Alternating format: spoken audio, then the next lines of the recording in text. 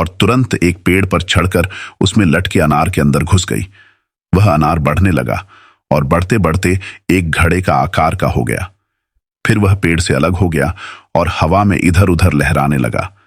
कुछ देर में वह अनार जमीन पर गिरकर फट गया और उसके टुकड़े इधर उधर बिखर गए। उसमें से सैकड़ों दाने पृथ्वी पर गिरकर फैल गए।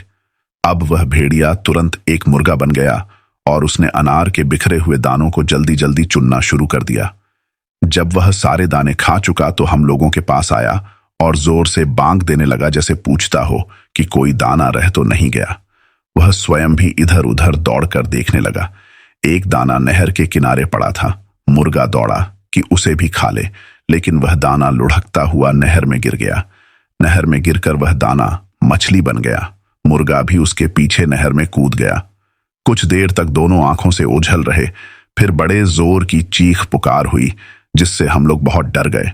फिर देखा कि जिन्न और शहजादी दोनों अग्निपुंज हो गए हैं और एक दूसरे की ओर लपटें फेंक रहे हैं, जैसे कि आपस में लड़ाई कर रहे हों। ऐसा मालूम होता था कि हर तरफ आग ही आग फैली है। हम इस डर से कांपने लगे कि यह आग हमें तो क्या सारे देश को भूनकर रख देगी। इससे भी भयानक एक समय आया जब जिन्न शहजादी से लड़ना छोड़कर हमारी ओर झपटा और हमारी ओर लपटें फेंकने लगा। लेकिन शहजादी भी झपट कर आई। उसने जिन्न को दूर हटा दिया और हमें और सुरक्षित स्थान पर कर दिया। फिर भी इतनी देर में खोजा जलकर भस्म हो गया। बादशाह का मुंह झुलस गया और मेरी दाईं आंख में एक चिंगारी पड़ गई, जिससे मेरी वह आंख फूट गई। इतने में हम लोगों ने बड़ी जोर का जय घोष सुना। शहजादी मलिका हसन अपने साधारण शरीर में आ गई और जिन्न राख का ढेर होकर दिखाई देने लगा। फिर शहजादी ने एक गुलाम से पानी मंगवाया और उसे अभिमंत्रित कर मुझ पर छिड़का और बोली, अगर तू जादू के जोर से बंदर बना है तो फिर से अपनी पहली काया में आ जा और पहले की तरह मनुष्य बन जा। उसके इतना कहते ही मैं पहले जैसा बन गया। सिवाय दाईं आंख फूटने के मुझे और कोई हानि नहीं हुई। मैंने चाहा कि शहजादी को इस उपकार पर धन्यवाद दूं, किंतु शहजादी ने इसका अवसर नहीं दिया। वह बादशाह की तरफ मुंह करके बोली, यद्यपि मैंने जिन्न को भस्म कर दिया है, लेकिन मैं भी बच नहीं सकूंगी। हमारी समझ में कुछ नहीं आया तो उसने बताया, यह अग्नि युद्ध बड़ा भयानक होता है। इसकी आग कुछ क्षणों में मुझे भस्म कर देगी। जब मैं मुर्गा बनी थी उस समय अगर अनार का आखिरी दाना, जिसमें जिन्न ने स्वयं को छुपा रखा था, मेरे अंदर पहुंच जाता तो जिन्न उसी समय खत्म हो जाता और मुझे कोई हानि न पहुंचती। किंतु वह बचकर फिर मुझसे युद्ध करने के योग्य हो गया। अब विवश होकर मुझे अग्नि युद्ध पर उतरना पड़ा। जिन्न ने यह तो समझ लिया कि मैं जादू में निपुण हूं और उस पर भारी पड़ती हूं, फिर भी वह अंत समय तक प्राणपण से युद्ध करता रहा। मैंने उसे जलाकर भस्म तो कर दिया, लेकिन इस आग से स्वयं को मुक्त नहीं कर पाऊंगी। बादशाह ने रोकर कहा, बेटी तुम कैसी बातें करती हो? तुम्हारे बगैर हम लोग क्या करेंगे? देखती नहीं कि खोजा मर गया है, मेरा मुंह झुलस गया है और यह शहजादा जिसका तुमने इतना उपकार किया है, दाईं आंख से काना हो गया है। बादशाह इस तरह सिर धुन रहा था और मैं भी रो पीट रहा था कि शहजादी ने चिल्लाना शुरू किया, हाय जली, हाय मरी।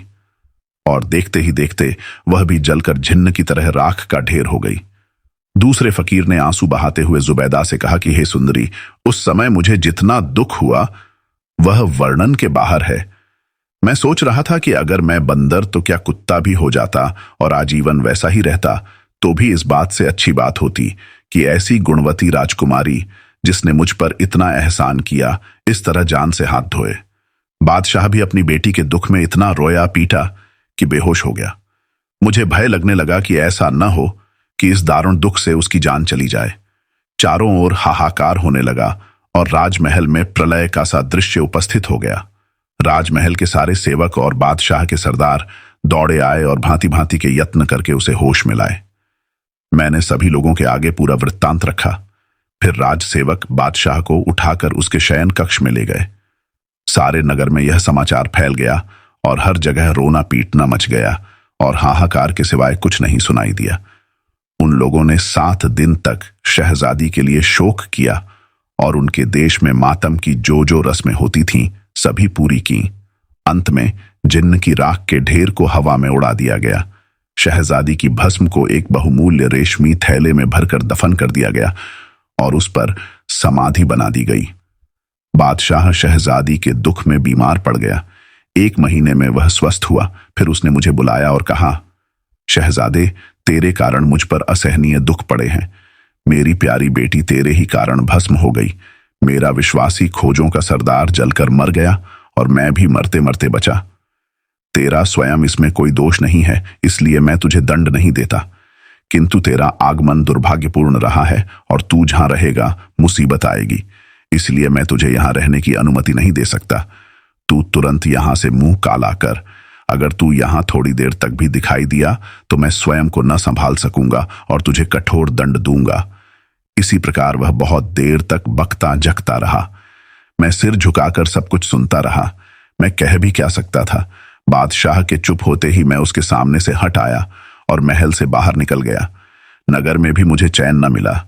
नगर निवासी शहजादी के शोक में विह्वल थे और मुझे ही उसकी मृत्यु का कारण समझकर जहां मुझे पहचानते मुझे मारने के लिए झपटते थे।